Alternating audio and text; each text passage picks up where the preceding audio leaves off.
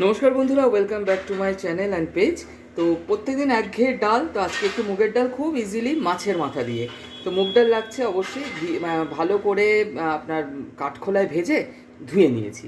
আর একটুখানি আদা, পেঁয়াজ, রসুন বাটা, রসুনের অ্যামাউন্টটা একটু বেশি, কাঁচা লঙ্কা আছে এর মধ্যে, আর মাছের মাথা ভাজা।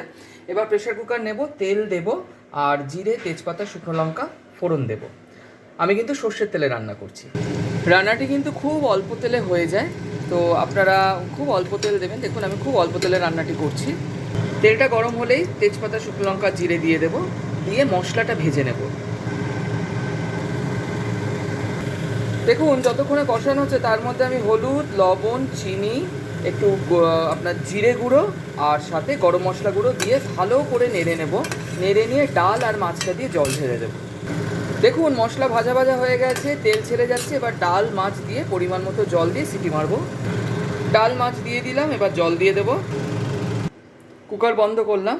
এবার টানা 4টে সিটি পড়বে, ফুল আছে, তারপর গ্যাসটা বন্ধ করে দেবো।